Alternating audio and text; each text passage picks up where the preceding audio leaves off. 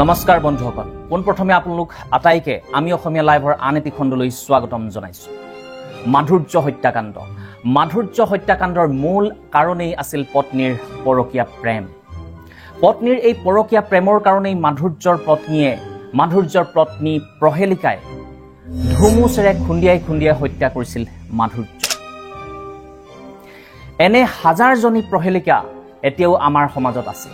এনে হাজাৰটা ময়ন্ত এতিয়াও আমাৰ সমাজত পিটপিটাই ঘূৰি ফুৰিছে। আজিৰ পৰা কিছুদিনৰ আগতে অৰ্থাৎ 2022 চনৰ জুলাই মাহত এনে এটা অনুৰূপ ঘটনা সংঘটিত হৈছিল এইখন অসমতে। বন্দনা কলিতা নামৰ এগৰাকী মহিলাই নিজ স্বামীক কাটি পিচ কৰি ফ্ৰিজত ভৰাই থৈছিল। সেই ঘটনা আমি সকলোৱে জানো। আজিৰ পৰা কিছুদিনৰ আগতে ডিব্ৰুগড়ত অনুপম গোৱালা নামৰ এগৰাকী পুলিচ বিষয়াই নিজ ছাৰ্ভিচ পিষ্টলেৰে মূৰত গুলীয়াই আত্মহত্যা কৰিছিল। ইয়াৰ কাৰণ কি আছিল? ইয়াৰ একমাত্ৰ কাৰণ আছিল পৰকীয়া প্ৰেম।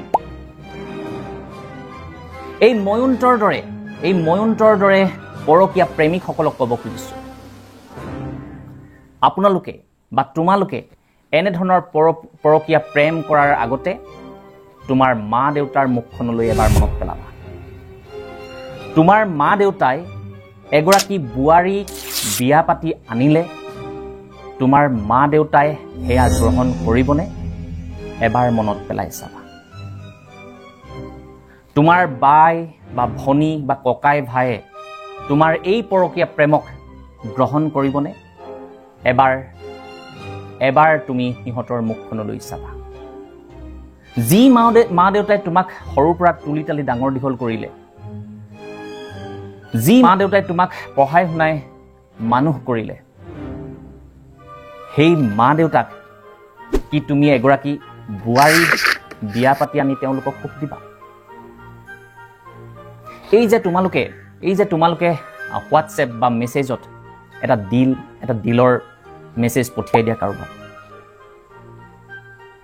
এপাহ ৰঙা গোলাপ পঠিয়াই দিয়া মেছেজত কাৰোবাক, এটা ৰঙা ওঠৰ ইমজি কাৰোবাৰ হোৱাটছএপত পঠিয়াই দিয়া, তোমালোকে জানানে এই এটা দিল বা এপাহ গোলাপে এখন ঘৰত জুই লগাই।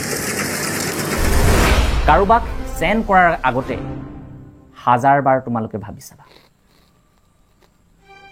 এই ময়ন্তৰ দৰে প্ৰেমিকসকলক ক'ব খুজিছোঁ, তোমালোকক এনেধৰণৰ প্ৰেমৰ কাৰণে তোমালোকৰ সমাজখনে গ্ৰহণ কৰিবনে? হাজাৰবাৰ ভাবি চাবা। অনুপম গোৱালাৰ দৰে মস্তিষ্কৰ পুৰুষসকলক ক'ব খুজিছোঁ, তোমালোকে এবাৰ ভাবি চাবা, আপোনালোকে এবাৰ ভাবি চাব,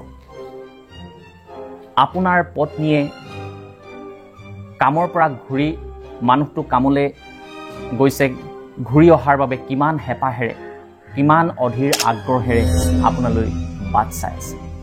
এবাৰ ভাবি চাব,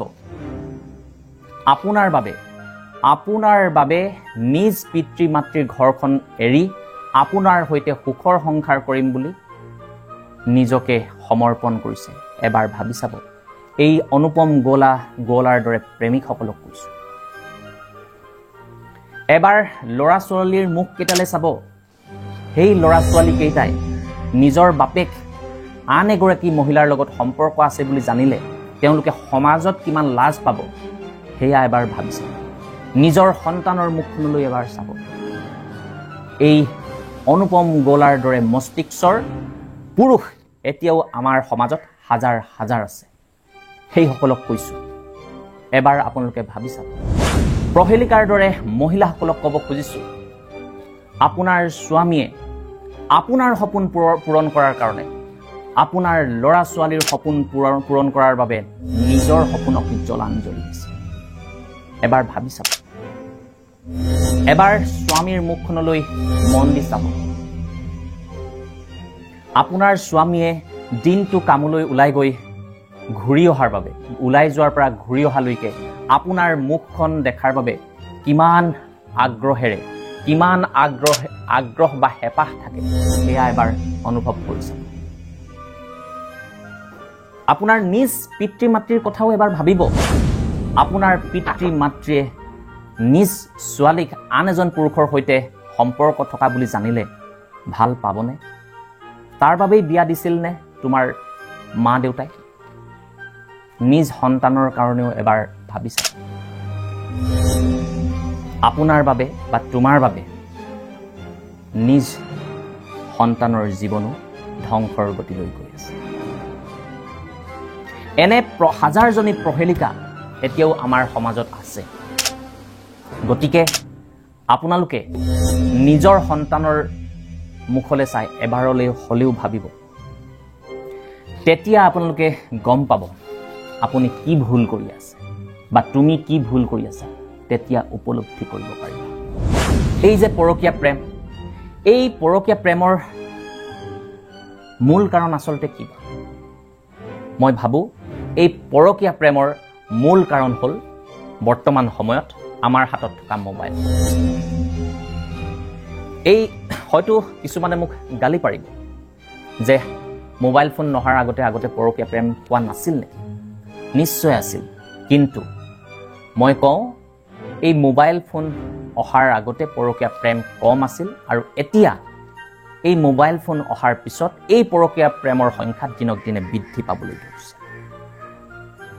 এই মোবাইল ফোনৰ যুগত বৰ্তমান সময়ত চাৰি বেৰৰ ভিতৰত থাকি ঘণ্টা ঘণ্টা ধৰি আন ব্যক্তিৰ সৈতে ঘণ্টা ঘণ্টা ধৰি কথা পাতি থাকিব পাৰে। ঘণ্টা ঘণ্টা ধৰি ভিডিঅ' কল যোগে কথা পাতিব পাৰে। চাৰি বেৰৰ ভিতৰত কোনেও নেদেখে। নিজৰ স্বামী কামলৈ ওলাই যাব, ল'ৰা ছোৱালীক স্কুললৈ পঠাই দিব, ঘৰত অকলে থাকিব আৰু ভাবি ল'ব যে এতিয়া মোক আৰু কোনে পাৰে। ঠিক তেনেকৈ পুৰুষসকলেও এই মোবাইল ফোনটোৱে বৰবাদ কৰিছে বৰ্তমান সময়ৰ আমাৰ সমাজ ব্যৱস্থা। এই মোবাইল ফোনৰ উপকাৰিতা বা অপকাৰিতা নজনাৰ কাৰণে বৰ্তমান সময়ত আমাৰ সমাজ ব্যৱস্থা ধ্বংসৰ গৰাহলৈ গতি কৰিব ধৰিছে। বহুতেই পাহৰি পেলাইছে মোবাইল ফোনৰ উপকাৰিতা বা অপকাৰিতা। সম্পৰ্কবিলাক দূৰ হ'বলৈ আৰম্ভ কৰিছে, সম্পৰ্কত ফাট মেলিবলৈ ধৰিছে এই মোবাইল ফোন।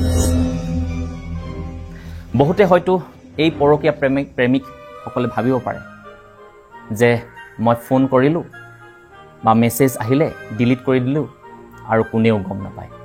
কিন্তু বৰ্তমান সময়ত আপুনি কৰা প্ৰতিটো কল, প্ৰতিটো ছেকেণ্ড ৰেকৰ্ড হৈ থাকে। প্ৰতিটো কল ডিটেইলছ এটা SMS দিলেই আপোনাৰ ইমেইলত আহি যায়। সেয়া হয়তো বহুতেই নাজানে। এই নজনাৰ কাৰণেও এনেধৰণৰ পৰকীয়া প্ৰেম দিনক দিনে বৃদ্ধি পাবলৈ ধৰিছে। গতিকে এই ভিডিঅ'ৰ জৰিয়তে এই পৰকীয়া প্ৰেমিকাসকলক অনুৰোধ কৰিব খুজিছোঁ, আপোনালোকে অন্ততঃ এবাৰ নিজৰ মা দেউতাৰ মুখখনলৈ চাই নিজৰ সন্তানৰ কথা ভাবি আজিৰ পৰা ত্যাগ কৰক এই পৰকীয়া। আৰু সকলো বন্ধু বান্ধৱীকে মই ইয়াৰ দ্বাৰাই অনুৰোধ জনাব খুজিছোঁ, এই ভিডিঅ'টো আপোনালোকে যিমান পাৰে সিমান আপোনালোকে শ্বেয়াৰ কৰক, যাতে আমি সমাজৰ পৰা এই পৰকীয়া প্ৰেমৰ দৰে সামাজিক ব্যাধি আমি দূৰ কৰিব পাৰোঁ। যাতে মাধুৰ্য হত্যাকাণ্ডৰ দৰে ঘটনা অনাগত সময়ত আমি ৰোধ কৰিব পাৰোঁ, তাৰ বাবে আপোনালোকে এই ভিডিঅ'টো যিমান পাৰে সিমান শ্বেয়াৰ কৰক। আৰু এনেধৰণৰ ভিডিঅ'ৰ বাবে, এনেধৰণৰ সজাগতামূলক ভিডিঅ'ৰ বাবে আপোনালোকে মোৰ চেনেলটো ছাবস্ক্ৰাইব কৰক। আৰু যদি আপোনালোকে ফেচবুকত চাই আছে তেন্তে ফেচবুক পেজখন লাইক কৰক আৰু ফ'ল' কৰক। ধন্যবাদ।